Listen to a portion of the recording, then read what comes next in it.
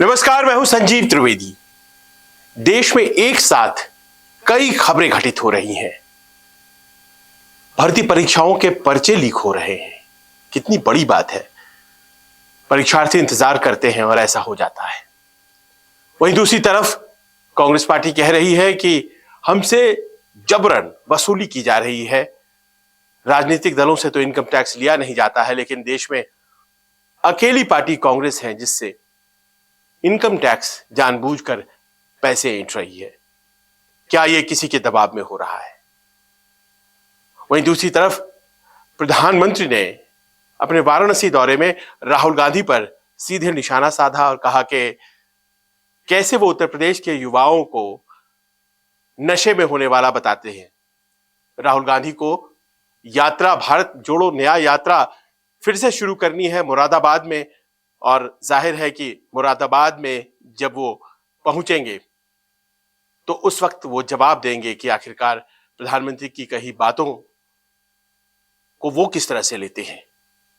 प्रियंका गांधी भी उतर रही हैं और कहा यह जा रहा है कि अखिलेश यादव भी इस यात्रा का हिस्सा बनेंगे और इंडिया गठबंधन ने रफ्तार पकड़ ली है, ये बताने की कोशिश करेंगे।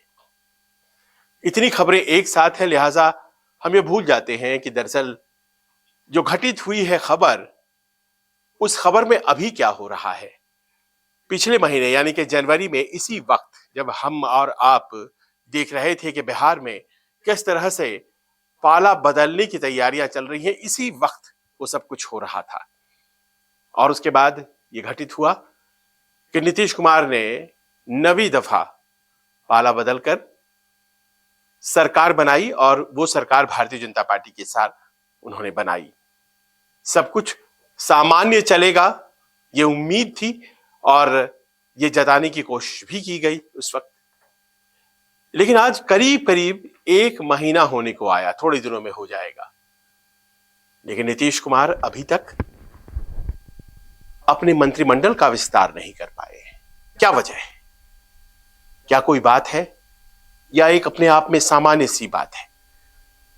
क्या यह सामान्य है कि बिहार में विभाग है 45 और मंत्री इस वक्त सिर्फ 9, मुख्यमंत्री को लेकर हर मंत्री के पास 6-7 विभाग इस वक्त है। बिहार जैसे राज्य में जहां गवर्नेंस की इतनी जरूरत है, वहां यह कोई सामान्य बात है क्या कि महीने भर होने को आए और बावजूद इसके कि तुरंत में विस्तार हो जाना चाहिए था, अभी तक विस्तार नहीं हो पाया है। देखिए, 28 जनवरी को शपथ लिया गया और उसके तुरंत बाद यह उम्मीद थी कि जो सत्र है वो चालू हो जाएगा और उसके बाद जो विश्वास मत है वो पारित हो जाएगा। लेकिन सत्र डिले किया गया और फिर विश्वास मत 12 फरवरी को हासिल भी कर लिया गया। उसके बाद उम्मीद ये की जा रही थी कि तुरंत विस्तार हो जाएगा और अपने अपने विभागों को नए मंत्री संभाल लेंगे, लेकिन ऐसा आज तक नहीं हो पाया है। और अब पटना के सत्ता गलियारों में तरह तरह की खबरें आने लगी हैं। कहा यह जा रहा है कि कहीं कुछ और तो दिमाग में नीतीश जी के नहीं चल रहा है, कहीं कुछ ऐसा तो नहीं है कि इस विस्तार के न होने के पीछे दरअसल नीतीश जी उस प्रॉमिस को पूरा करवाना चाहते हैं जो भारतीय जनता पार्टी से उन्होंने हासिल किया है, और वो प्रॉमिस कि एक साथ लोकसभा और विधानसभा के चुनाव हो जाएं। देखिए, लोकसभा के चुनाव अगले महीने घोषित हो जाएंगे, कहा जा रहा है मध्य मार्च तक घोषित हो जाएंगे। और ये वादा अगर नीतीश जी ने प्रधानमंत्री और नंबर 2 अमित शाह से लिया था तो उसके हिसाब से तो जाहिर है कि इस विस्तार का कोई मतलब नहीं रहेगा। क्या यह वादा सचमुच में दिया गया था?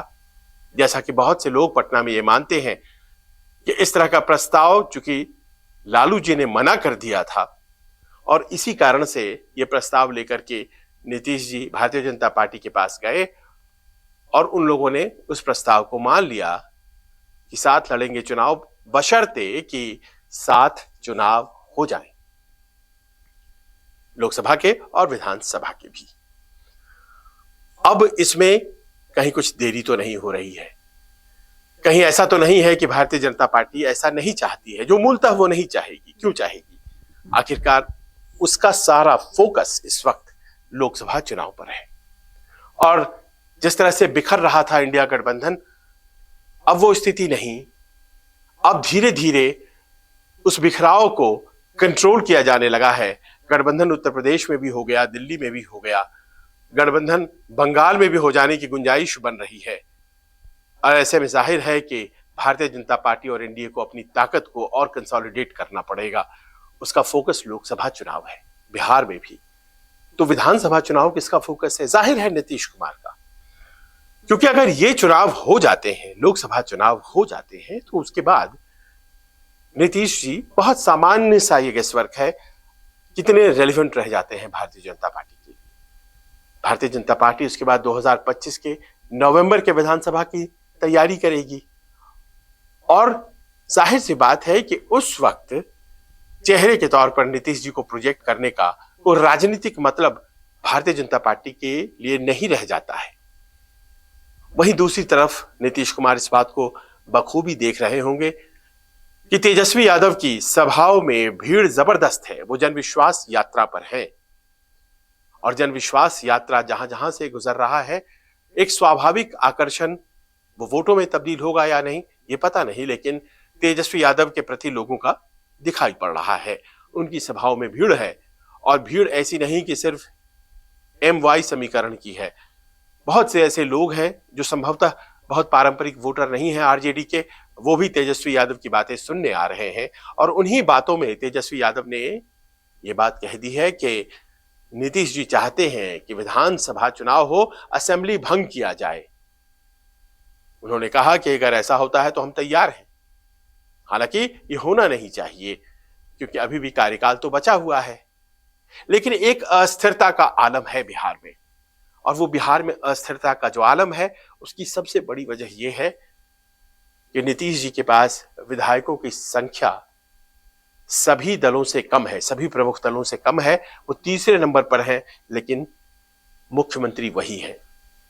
पिछले 3 साल में 3 दफे उन्होंने शपथ लिए हैं, 3 बार उनके उप मुख्यमंत्री बदले हैं, और ऐसे में जाहिर है कि वो चाहेंगे कि उनका आंकड़ा बढ़ जाए, उनके दल का आंकड़ा बढ़ जाए, और उसके बाद ही ये तय हो कि भाई वो मुख्यमंत्री रहने लायक है या नहीं।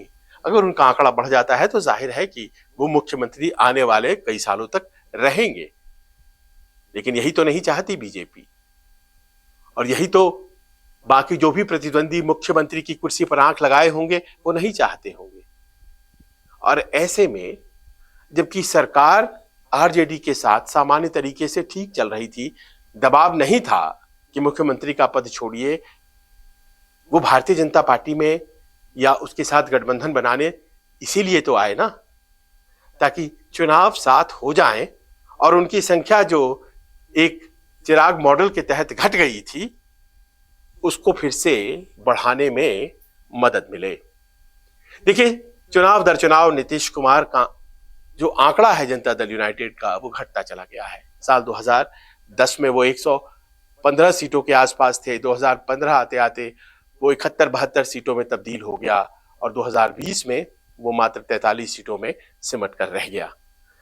इस घटते हुए आंकड़े के बावजूद वो लगातार मुख्यमंत्री बने हुए हैं और अपने तरीके से सरकार चलाते हैं, लेकिन वो जो एक नैतिक ताकत होती है वो तो है नहीं।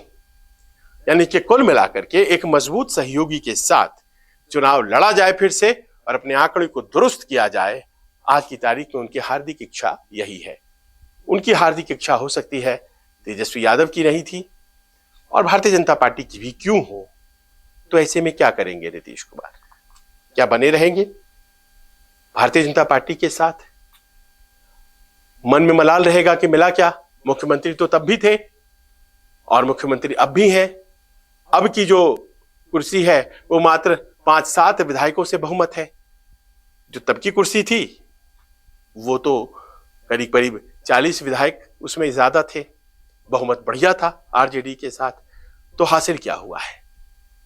ये तमाम ऐसे सवाल हैं जो कि जनता दल यूनाइटेड और उसके रणनीतिकारों के दिमाग में घूम रहे हैं। बजट सत्र चल रहा है और बजट सत्र में कट मोशन भी आता है, जिसमें कोई व्हिप नहीं होता है। तो जाहिर है कि इस वक्त वो तमाम लोग जो मंत्री बनना चाहते हैं और नहीं बनाए जाते हैं तो नाराजगी हो जा सकती है। तो डर के मारे भी विस्तार मंत्रिमंडल का नहीं किया जा रहा है। लेकिन सवाल यह है कि क्या किया जाना है। और अगर बजट सत्र खत्म हो जाता है और हरी झंडी दिल्ली से नहीं आती है कि 7 चुनाव होंगे, अभी तक तो नहीं आई है, और चुनाव की घोषणा हो जाती है, तो फिर फायदा क्या होगा। देखिए, कुछ राज्य हैं जहां 7 चुनाव होते हैं, जैसे उड़ीसा है, आंध्र प्रदेश है। तो क्या बिहार के भी 7 चुनाव होने चाहिए? यह मंशा रही नीतीश कुमार की, कहा यही जाता है। लेकिन अब तो तेजस्वी की बातों से स्पष्ट भी होने लग गया है। लेकिन ऐसे में जबकि भारतीय जनता पार्टी बहुत ज्यादा इंडिकेट नहीं कर रही है कि वो लोकसभा के साथ विधानसभा चुनाव बिहार में कराने में इच्छुक है, तो नीतीश कुमार के पास ऑप्शंस क्या रह जाते हैं। वो दोबारा से कहीं कुछ सोच तो नहीं रहे, कहीं फिर पलटने की बात तो नहीं है। देखिए, सिर्फ 3 मंत्री हैं जो कि इस वक्त नीतीश कुमार के मंत्रिमंडल में है, जो भारतीय जनता पार्टी से ताल्लुक रखते हैं। एक दौर था जब उन्होंने 2013 में तमाम मंत्रियों को बर्खास्त कर दिया था। भारतीय जनता पार्टी के सरकार चली गई थी, मुख्यमंत्री वो थे, और भारतीय जनता पार्टी ने नरेंद्र मोदी को डिक्लेयर कर दिया था प्राइम मिनिस्टर का फेस। और उस वक्त नीतीश कुमार ने ऐसा किया था। वो बर्खास्त करने की जो कला है वो अच्छी तरह से जानते हैं। तो क्या दिमाग में कुछ ऐसा तो नहीं चल रहा है? ये तमाम ऐसी बातें हैं जो कि पटना के सत्ता गलियारों में खूब चर्चा में है कि आखिरकार नीतीश कुमार ने पाया क्या। कुर्सी तो वहां ज्यादा मजबूत थी। तो ऐसे में अगर क्या चुनाव कराने में सक्सेसफुल हो जाएंगे नीतीश कुमार लोकसभा के साथ, और अगर ऐसा नहीं हो पाता है तो वो क्या करेंगे। आने वाले दिनों में यह बहुत महत्वपूर्ण हो जाएगा आकलन, क्योंकि हाल के दिनों में नीतीश कुमार और भारतीय जनता पार्टी के बीच में उस बड़ी घटना के बाद जिसमें फिर से सरकार बनी है, कोई राफ्ता हो, कुछ बात हुई हो जिससे गठबंधन की मजबूती का एक मिलता हो कोई प्रमाण, ऐसा तो नहीं है। सीटों पर बंटवारा अभी तक नहीं हुआ है। एनडीए में कौन कितनी सीटों पर लड़ेगा, सब गठबंधन के सहयोगी चुपचाप बैठे हुए हैं। 5-5, 6-6 मंत्रालय लेकर मंत्री चुपचाप बैठे हुए हैं।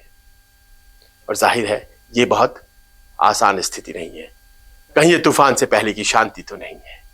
देखते हैं, क्योंकि आने वाले दिनों में बिहार से अभी और भी खबरें आनी बाकी है। आपको कैसा लगा वीडियो, हमें कमेंट करके बताइएगा। नमस्कार, मैं हूं मानक गुप्ता। अगर आपको हमारा ये वीडियो पसंद आया हो तो इसे लाइक और शेयर जरूर करें, और हाँ, हमें सब्सक्राइब और फॉलो करना ना भूलें, ताकि आप देश और दुनिया की कोई खबर मिस ना करें। तो जुड़े रहिए हमारे साथ और देखते रहिए न्यूज़ 24।